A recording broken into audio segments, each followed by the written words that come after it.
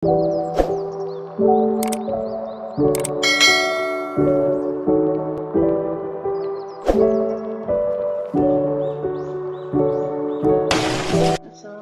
warahmatullahi wabarakatuh. Selamat pagi, Sobat SMK dimanapun berada. Perkenalkan, saya Gita Bensya dari SMK Negeri 1 Morawakai. Dalam kesempatan ini, saya akan menjelaskan materi tentang surat niaga yang menjadi salah satu bentuk penilaian dari tugas korespondensi. Mari kita lanjut agenda, yang mana ada 4 poin akan saya jelaskan, yaitu pengertian surat niaga, ciri surat niaga, fungsi surat niaga, dan jenis surat niaga. Selanjutnya kita masuk pengertian surat niaga.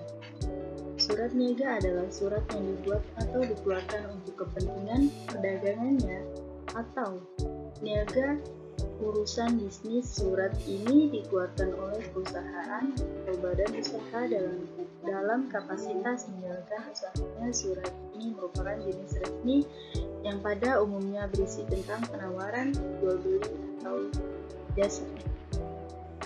Nah, kita sudah ketahui bersama ya, bahwa surat itu dapat diartikan alat komunikasi tertulis untuk menyampaikan suatu informasi atau pesan kepada orang lain.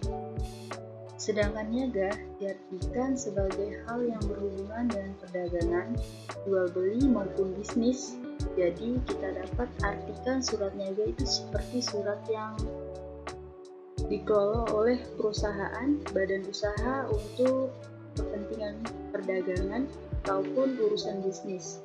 Contoh surat niaga itu seperti surat yang menawarkan barang atau jasa calon pembeli. Oke, next. Di sini ada ciri surat niaga. Yang pertama yaitu dimulai dengan pembukaan yang tepat. Jadi kita bedakan surat resmi lainnya dalam pembuatan surat niaga itu untuk membuat kalimat sebaik mungkin ataupun tampilan yang menarik agar si calon pembeli itu tertarik. Yang kedua, pengutaraan masalah secara jelas tanpa meninggalkan sikap ramah dan sopan santun. Jadi dalam isi surat niaga tersebut itu diutarakan secara detail apa tujuan dari penulis surat tersebut. Dan yang ketiga, kecenderungan menggunakan bentuk formulir, efisiensi kerja, penghematan waktu, tenaga, dan biaya. Yang membedakan surat niaga dengan surat resmi lainnya adalah untuk surat niaga itu lebih banyak menggunakan dalam bentuk formulir yang sudah dicantumkan nama barang beserta dengan harganya. Jadi lebih simpel namun lebih detail karena tidak perlu membaca surat yang panjang langsung pada detail atau inti dari surat tersebut.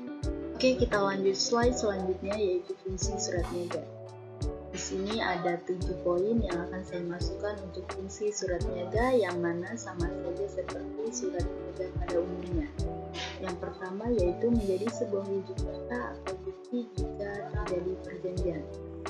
Jadi dengan adanya surat niaga itu harus ada perjanjian dengan si pembeli tersebut. Yang kedua, menjadi alat pengingat yang dapat diarsipkan dan bisa dilihat setiap dibutuhkan. Jadi sama saja dengan fungsi surat niaga pada umumnya. Ketika surat niaga diarsipkan, nanti bisa menjadi pengingat bahwa sebelumnya itu kegiatan atau penawaran atau pembelian yang dilakukan oleh perusahaan atau badan usaha yang bisa dibutuhkan. Yang ketiga yaitu menjadi alat untuk promosi. Dengan adanya surat niaga ini bisa sekalian menjadi alat untuk mempromosikan barang atau jasa ditawarkan kepada hal yang ramai ataupun kepada kantor dan perusahaan. Yang keempat yaitu menjadi wakil penulis, dapat bertatap dengan lawan bicaranya. Jadi surat niaga ini bisa menjadi wakil dari apa yang ingin disampaikan oleh si penulis surat tersebut. Lanjut, Yang kelima yaitu menjadi suatu bahan atau alat dalam mengambil keputusan. Nah, dalam organisasi, dalam perusahaan itu biasanya kita akan mengambil keputusan agar bisa didasarkan surat-surat niaga itu yang sudah dibuat sebelumnya.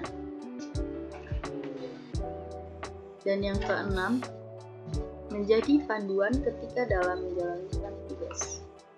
Oke, jadi panduan seorang karyawan di perusahaan atau badan usaha tersebut itu dalam menjalankan tugas. Next, yang ketujuh yaitu menjadi bukti sejarah, karena kebanyakan informasi sejarah tertulis juga dapat berbentuk surat. Nah, ini adalah contoh-contoh surat yang umumnya namun juga menjadi fungsi dari surat niaga. Oke, kita lanjut slide yang terakhir yaitu jenis surat niaga. Dan di sini ada 7 jenis surat niaga, surat dari penjual. Yang pertama yaitu surat perkenalan usaha. Surat ini dibuat oleh penjual kepada pembeli yang akan memperkenalkan usaha barunya. Yang kedua yaitu surat penawaran. Surat ini dibuat oleh penjual kepada calon pembeli untuk menawarkan barang atau jasa. Dan yang ketiga, surat pengiriman pesanan. Surat ini dibuat oleh penjual untuk mengonfirmasikan kepada pembeli. Yang keempat, surat permintaan pembayaran.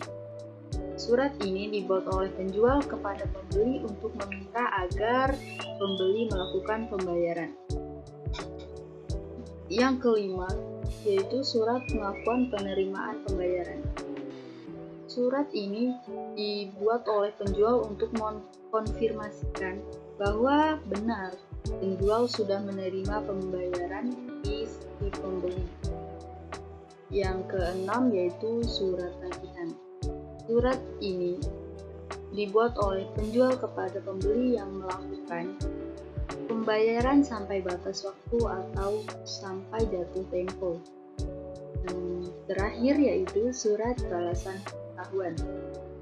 Surat ini dibuat oleh penjual sebagai balasan atau surat komplain yang dilakukan oleh si pembeli atau konsumen yang mana mengomplain atas barang yang cacat, rusak, atau jasa yang tidak sesuai dengan yang diharapkan.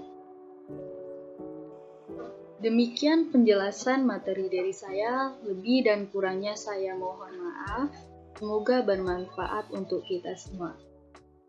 Saya akhiri, wassalamualaikum warahmatullahi wabarakatuh, dan selamat pagi.